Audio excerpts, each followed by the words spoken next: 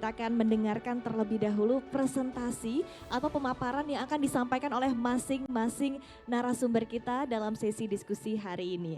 Langsung saja kita akan mulai dengan pemaparan yang akan disampaikan oleh Bapak Gulat Manurung selaku Ketua Umum APKA Sindo. Kita berikan apresiasi.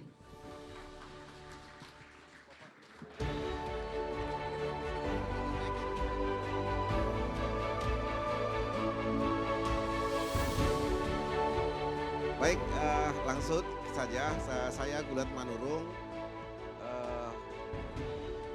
Saya Gulat Manurung, Ketua Umum DPP APKASindo atau Asosiasi Petani Kelapa Sawit Indonesia.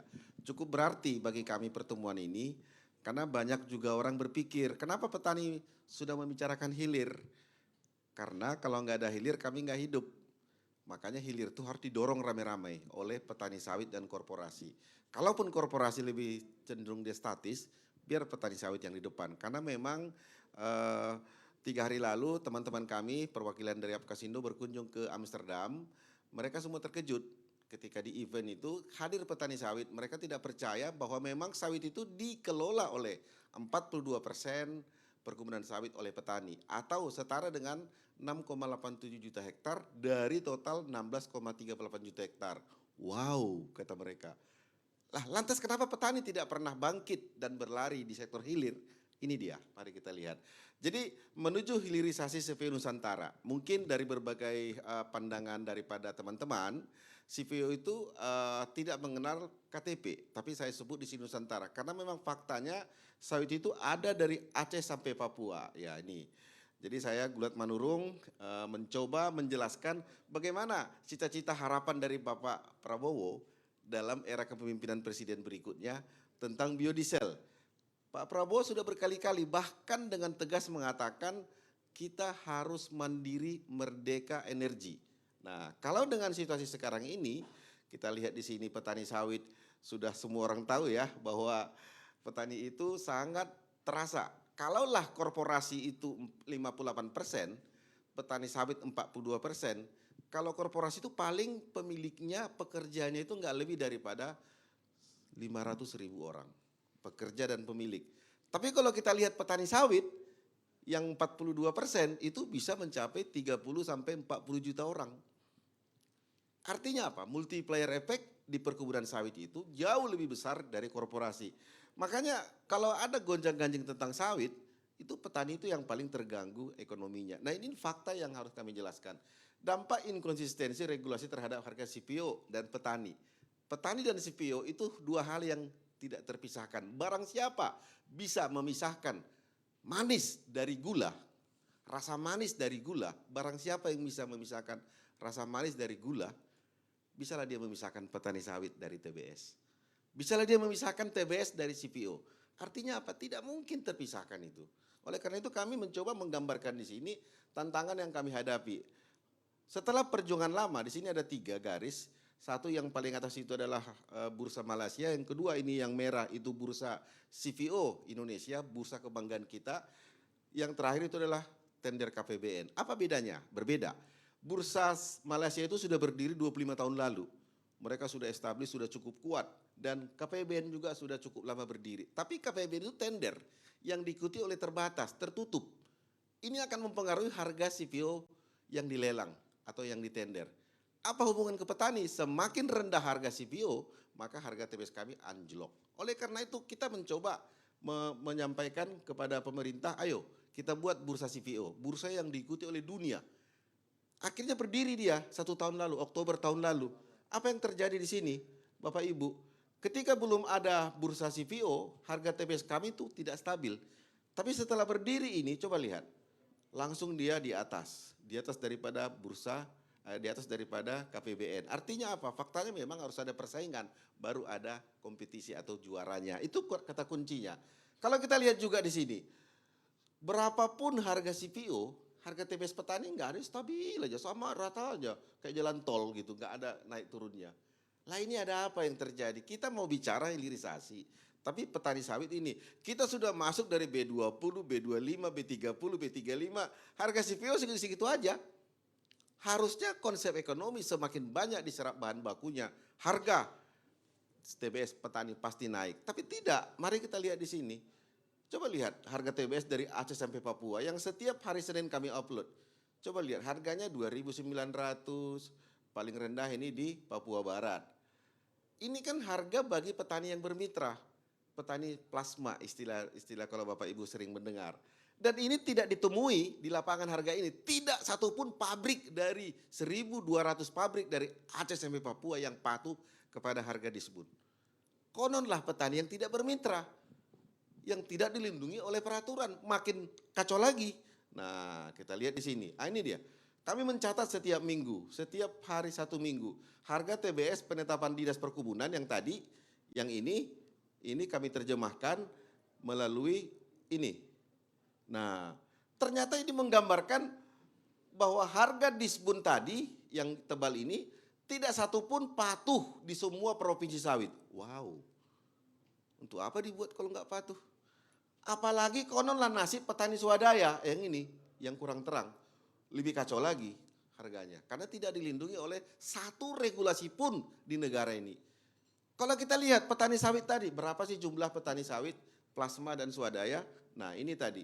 Ketika belum ada bursa CPO, ini harga TBS petani. Waduh kayak ada gempa bumi. Nah itu, tapi begitu ada bursa, dia lebih stabil. Bahkan pernah beberapa kali petani swadaya lebih mahal dari petani plasma.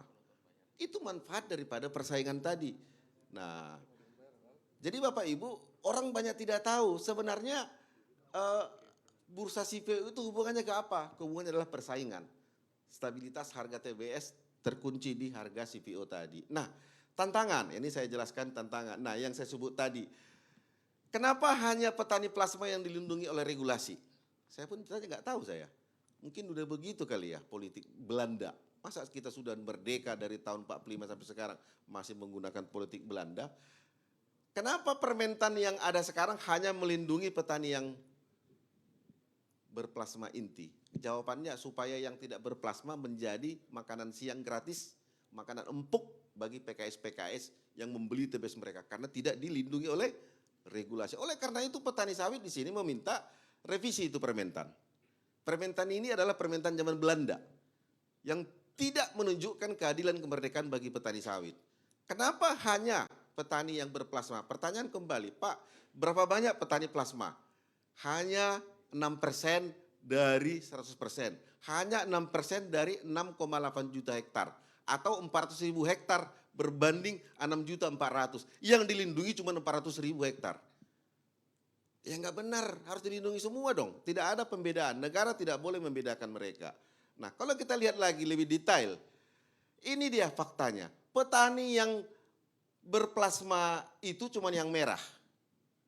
Sementara petani yang swadaya, petani mandiri 6,4 juta. Tidak dilindungi oleh apapun peraturan di negara ini. Oh nggak bisa, harus sama. Tidak boleh hukum membedakan siapapun di muka bumi ini. Harus sama, itu yang kita minta direvisi di permentan. Sayangnya, di dalam revisi permentan itu yang sudah masuk ke draft sekarang, udah mau disahkan, tidak satu pun didengar tentang ini. Tidak masuk, pokoknya petani swadaya tidak ada melindungi. Yang kami jaga cuma petani bermitra, petani plasma. Saya pikir ini hadir negara untuk apa ya? Kementerian Pertanian melalui Dirjen Perkebunan. Ini salah, saya bilang. Tidak boleh. Saya minta kemarin kepada tim Prabowo, tim Padu Serasi Prabowo, itu permentan di stop dulu, jangan dulu disahkan. Kenapa? Itu ada kolonial-kolonial di sana yang melakukan tindakan kecurangan. Bisa diadukan ke KPU ataupun ke Ombudsman. Bahwa harusnya undang-undang itu melindungi semua. Oleh karena itu kami juga memberikan opsi bagaimana itu dibuat bahwa semua pabrik kelapa sawit, 1.200 pabrik, membeli TBS-nya wajib dari mitranya. Artinya apa? Dia wajib bermitra. Kalau dia wajib bermitra berarti peraturan Permentan 01 tahun 2018 kena ke semua kan? Jadi dia tidak boleh satu pabrik pun membeli TBS petani kalau bukan dari istrinya atau plasmanya atau pasangannya. Artinya apa? Semuanya jadi berpasangan lah pabrik-pabrik ini. Kalau sudah di berpasangan maka berlakulah harga Permentan 01 2018. Clear kan? Tapi pertanyaannya Bapak Ibu, adakah itu didengar oleh Kementerian Pertanian? Tidak. Peka, tuli, buta. Ini saya bilang kemarin ke Pak tim dari Prabowo yang sedang mempersiapkan kabinet baru itu di stop. Jangan dulu itu disahkan. Itu adalah bentuk penjajahan kepada petani sawit swadaya. Harus setara petani sawit swadaya dengan petani sawit plasma. Dengan cara mewajibkan semua pabrik melakukan kemitraan kepada petani sawit. Kementerian Pertanian melalui Dirjen Perkebunan harus mendengar ini. Sudah tidak zamannya lagi melakukan pura-pura tidak tahu di dalam negara ini. Coba Anda perhatikan ini kan suatu kecelakaan. Bagaimana bisa antara pabrik konvensional, pabrik komersil dan pabrik berondolan saling bertinju, rebut-rebutan TBS. Di saat bersamaan harga TBS petani nggak ada. Aneh ya, kok bisa ya?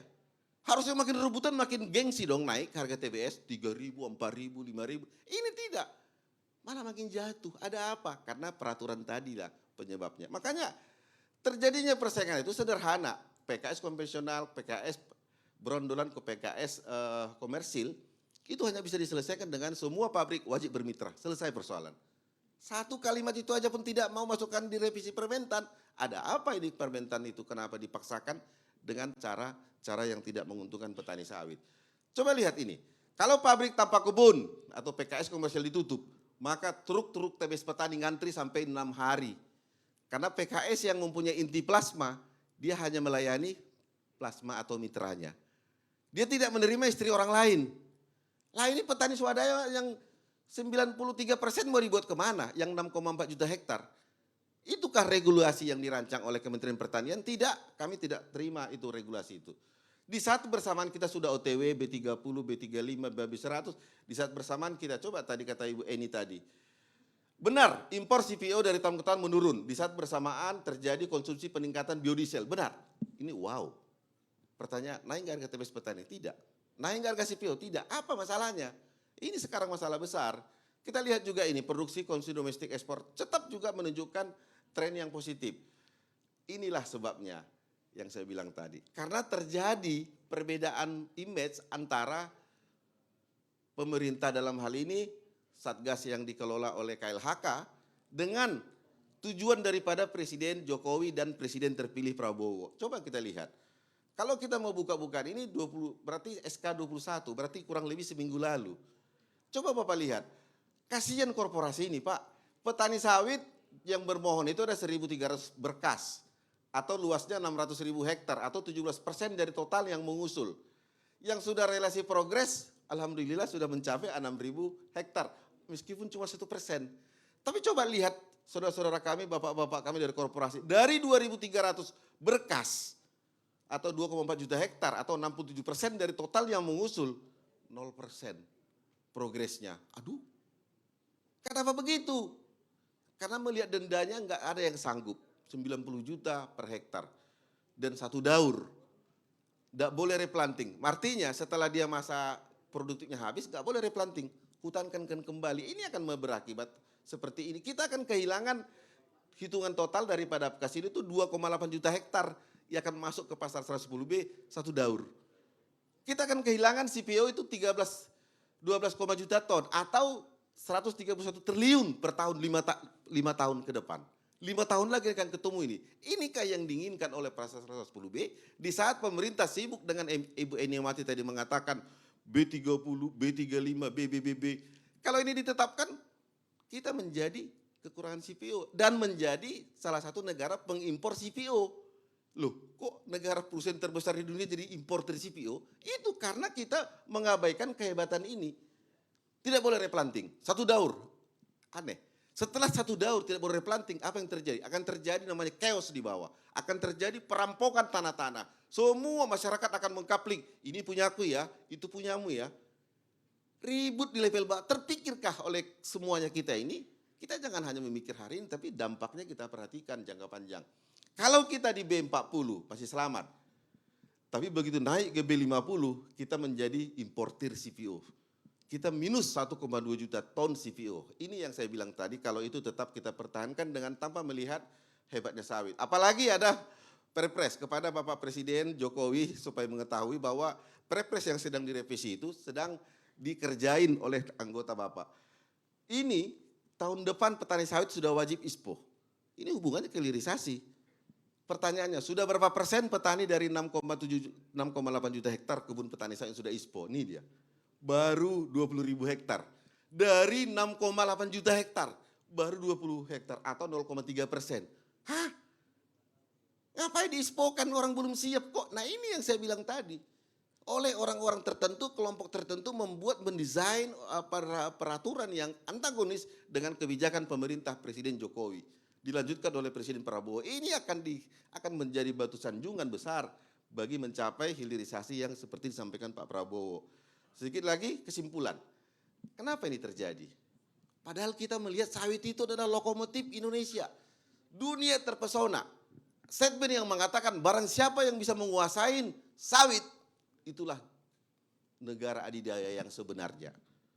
Barang siapa yang bisa menguasai sawit, itulah negara adidaya yang sebenarnya. Tapi kita tidak pernah bersepakat karena kita tidak pernah satu-satu titik. Kita melihat sawit itu, yang sini bilang 3, ini 4. Enggak pernah berantem.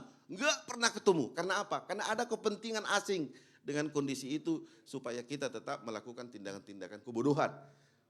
Maka oleh karena itu kami melihat ini penting melalui program PSR replanting dihambat. Melalui satu urutan yang cukup panjang. Dibuat percepatan lah, hilirisasi lah, apa namanya segala macam. Terakhir Pak Sahat, turbolisasi katanya. Apa hasilnya? Nggak ada. Kenapa? Karena peraturan inkonsisten untuk mendukung replanting. Hanya dengan replanting lah program Pak Prabowo bisa tercapai nanti. Hanya dengan itu, intensifikasi. Kenapa Bapak berkata gitu? Saya juga belajar sawit dari S1, S2, S3, tahu saya. Permasalahan sawit Indonesia bukan di korporasi, tapi di petani.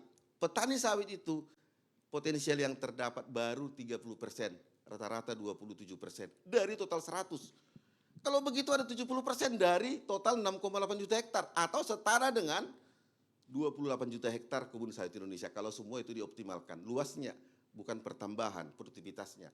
Hari ini produksi TBS petani itu hanya 300 sampai 600 kg TBS per hektar per tahun.